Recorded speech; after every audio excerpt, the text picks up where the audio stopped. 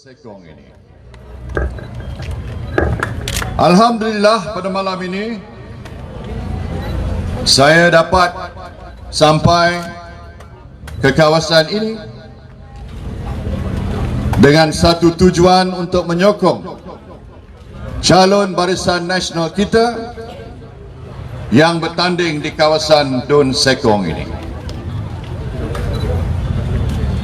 Dalam tempoh lebih kurang 2 minggu ini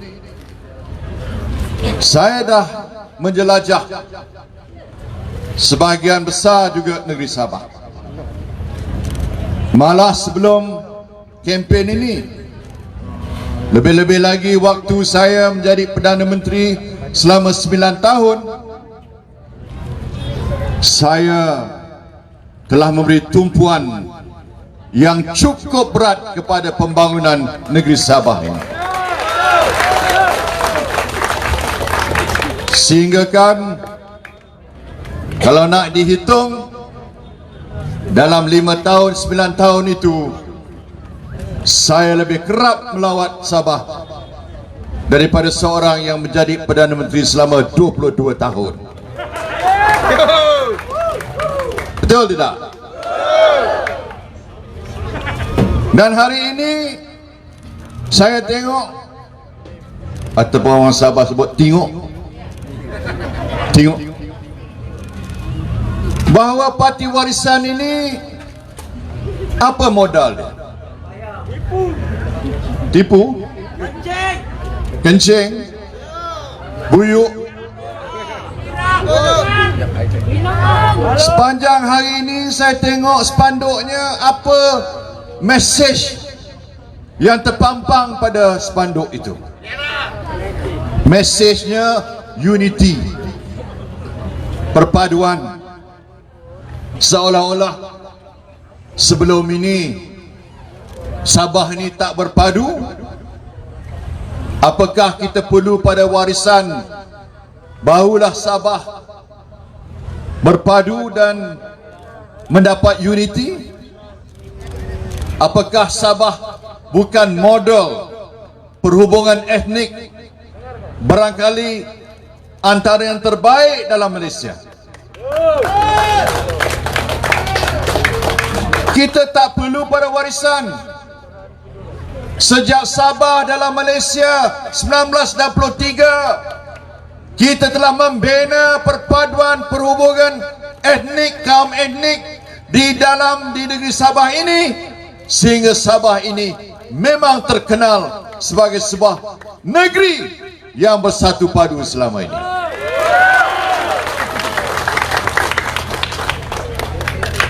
Kalaulah Datuk Jazlan kata dia sudah jatuh cinta, bukan saya kata dia mudah jatuh cinta. Saya juga cinta pada negeri Sabah. Sebab apa saya kata? Sebab saya lah Perdana Menteri yang mula kata pada tahun 2015 lagi, saya kata apa? Bahawa kita akan menghormati perjanjian MA 63.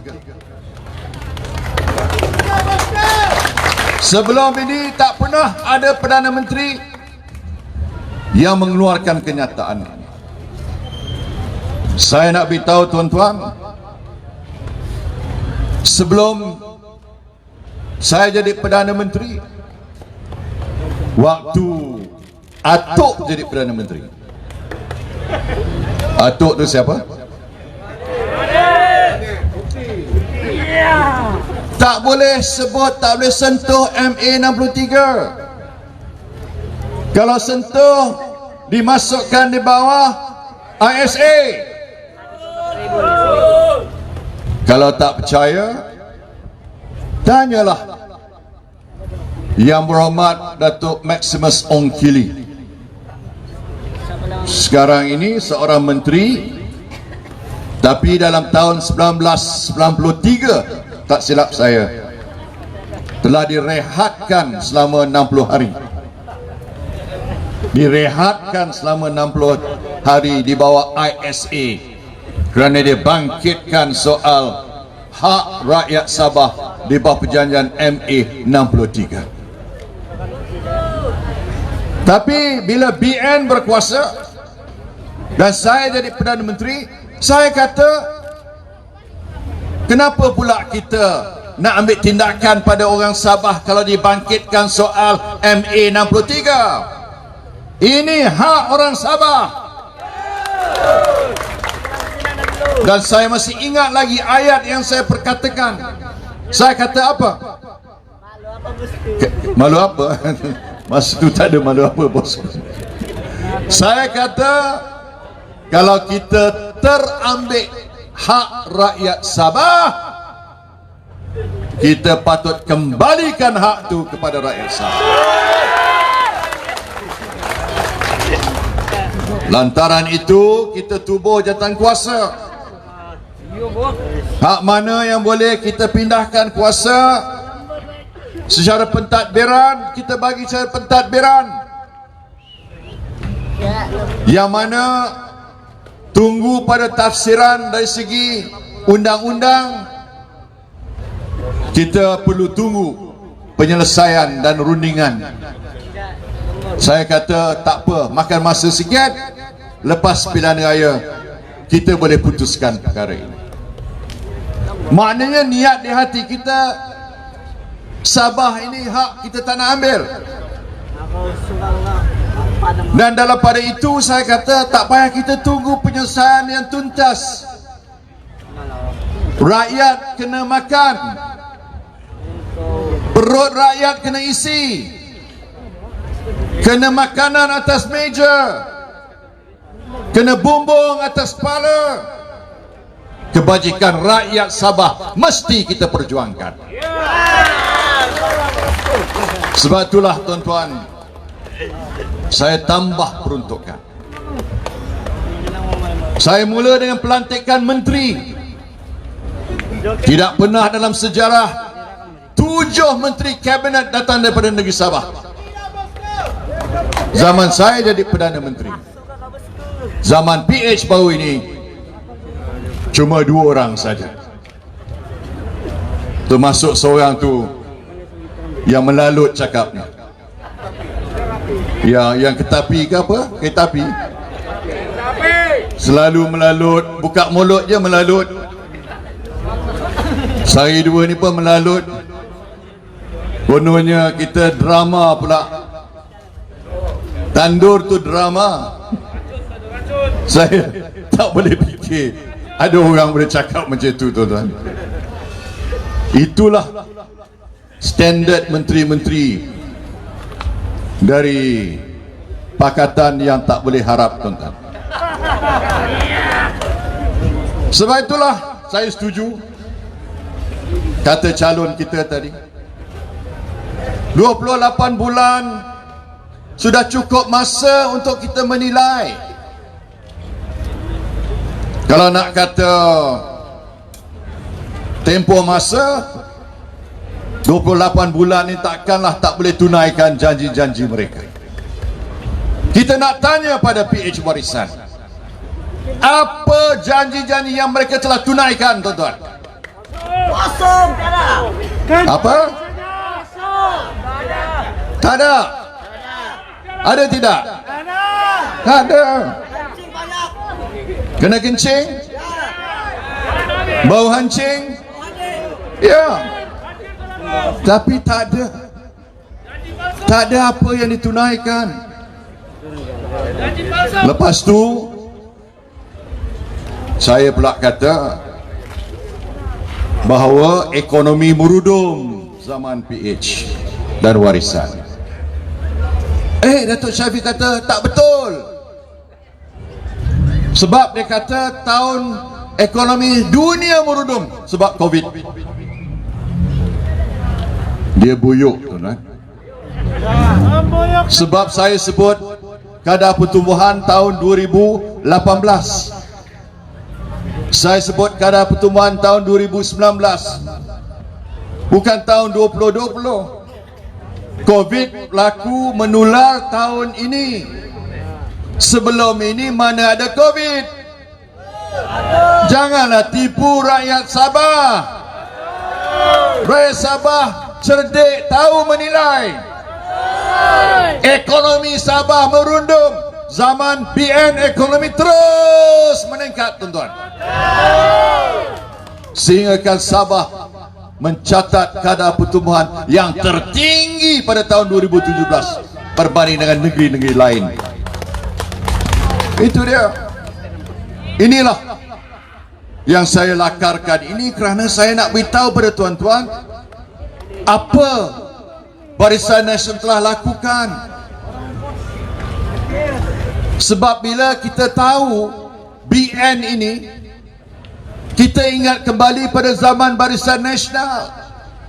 Sebab itu ramai hari ini rindu zaman Barisan Nasional. Betul tidak? Kita rindu zaman di mana hidup kita lebih selesa. Kita rindu zaman kita di mana pendapatan kita lebih tinggi. Kita rindu zaman di mana pembangunan melimpah ruah zaman Barisan Nasional. Dan kita rindu zaman di mana kita nampak hala tuju tu.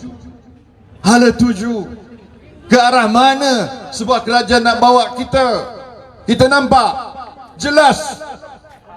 Tapi kerana kena tipu, kena buyuk, BN tumbang PRU14. Tapi tuan-tuan ingat, ini macam dalam gelanggang tinju.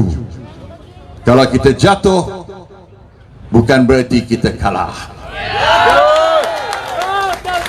Bila masa kita kalah, kalau kita jatuh, kita tak sanggup bangun balik.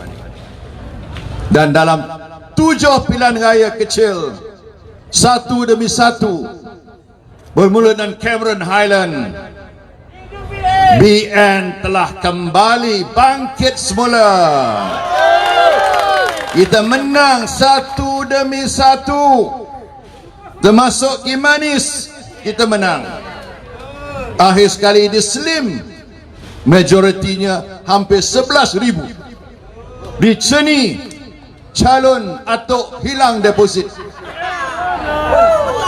Hilang. Pokok petai dah tumbang. Mana Atok tak berani datang ke Sabah. Cuma buat video saja. Sebab dia tahu orang Sabah tak terima dia lagi. Orang Sabah mahu orang yang benar-benar ikhlas terhadap negeri Sabah. Betul? Kita tetap ikhlas pada Sabah. Malah saya telah luluskan satu projek ikonik untuk Sabah. Projek apa? Ya, dalam gelap tu ada orang sebut Pen Borneo, Lebuh Raya Pen Borneo. Tuan-tuan, Lebuh Raya ini bertaraf dunia, world class. Nak bagi pada orang Sabah. Sebab kalau kita nak buka mana-mana wilayah, kita mesti mula dengan perhubungan. Bila ada perhubungannya baik, semuanya akan menyusul. Dan Sabah akan berubah. Ya, kita boleh lulus sikit sana, lulus sikit sini.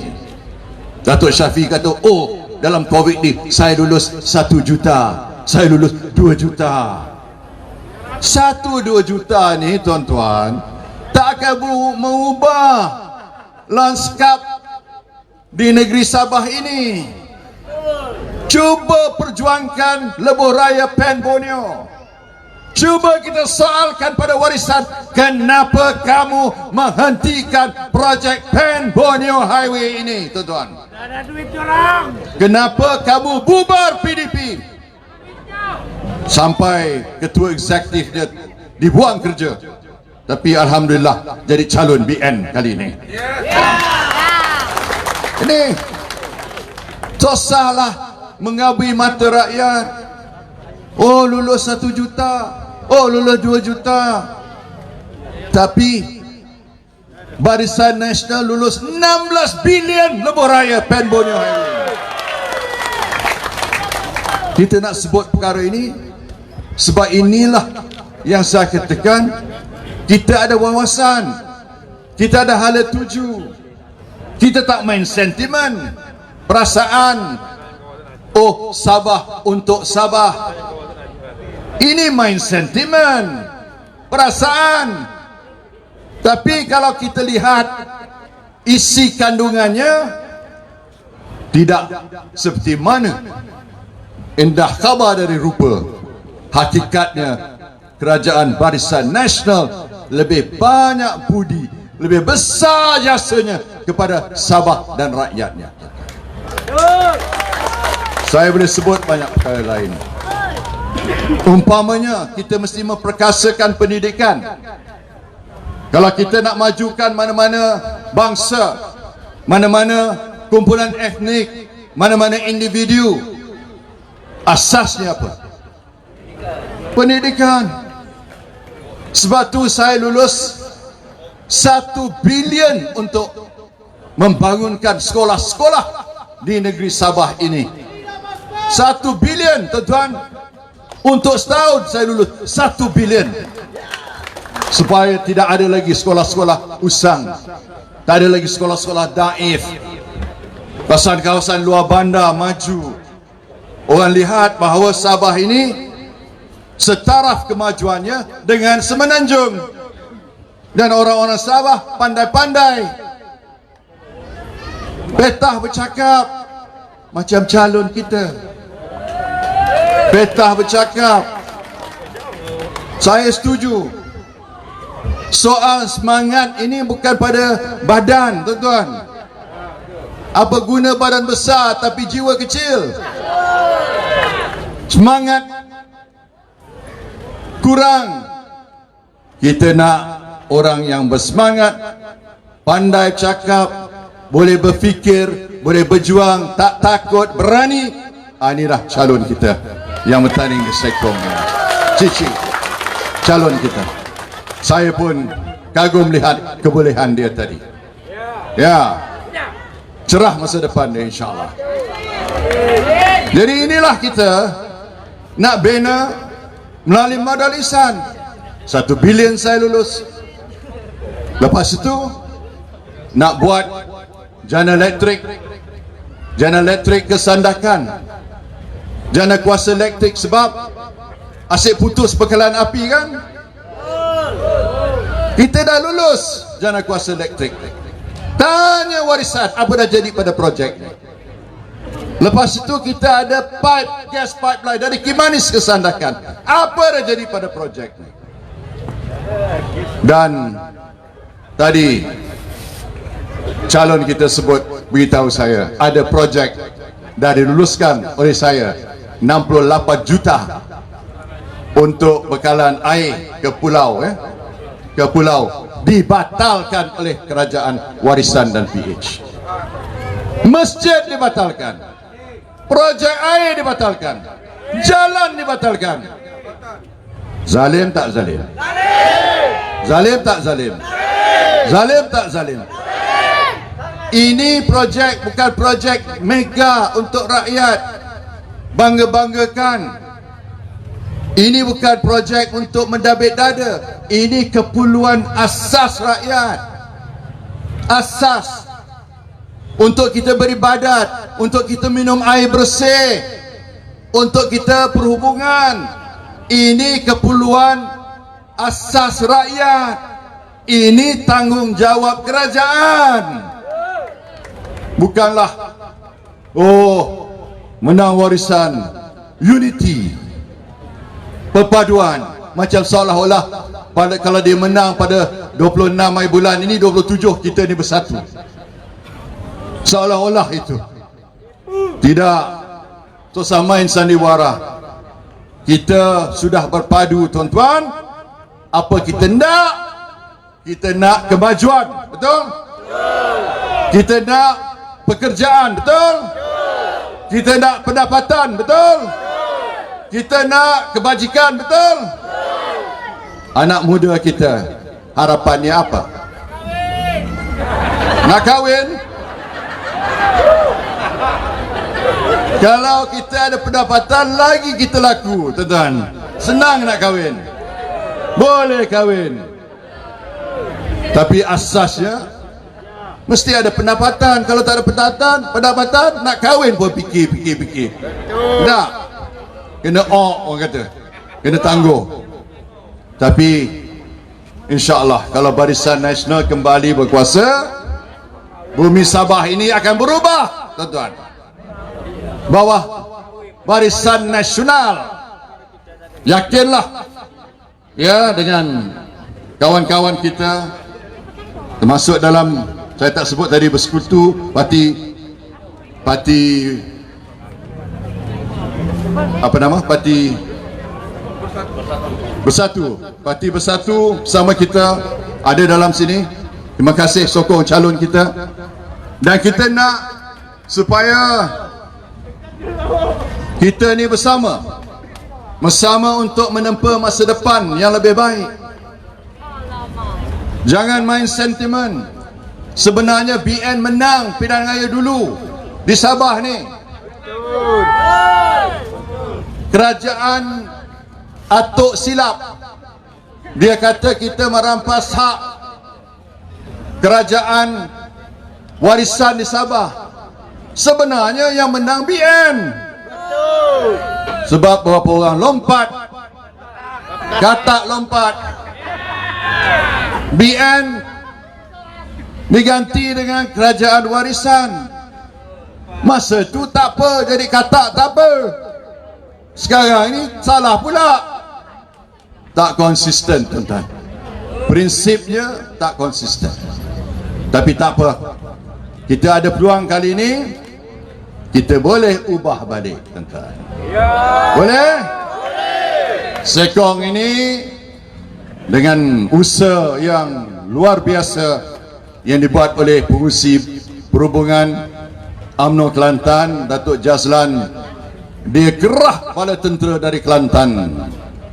Satu rombongan besar datang bantu di Sekong ini. Terima kasih Datuk Jazlan dan bala tentera Kelantan ada. Datuk Alwi semua, Datuk Fatmi semua ada datang full force, dan insya-Allah ini akan beri semangat pada orang kita untuk melakukan sesuatu pada 26 hari bulan. Don Sekong ini kita pinjamkan saja pada warisan, tuan-tuan. Don Sekong ini boleh dijadikan sebagai bumi Barisan Nasional. Boleh, tuan-tuan? Kita ada calon kita yang berkebolehan, orang muda, semangat luar biasa, dan kita ada parti. Selagi kita ada parti di belakang kita, insya-Allah kita boleh berjaya. Dan saya juga akan terus bantu. Bosku akan bantu juga, insya-Allah. Ya. Saya tak kisah. Saya datang ke Sabah ni saya seronok sebab nama saya dah hilang. Saya tak ada nama dah. Mana-mana panggil saya, tak kira lah, asalkan kita menang. Itulah semangat kita. Jadi tuan-tuan, saya ingin melihat pada 26 hari bulan ini kita jadikan Sekong ini milik Barisan Nasional. Boleh, tuan-tuan? Hidup Barisan! Hidup Barisan! Hidup Barisan! Radu tetap! Radu tetap! Radu tetap! Terima kasih. Assalamualaikum warahmatullahi wabarakatuh.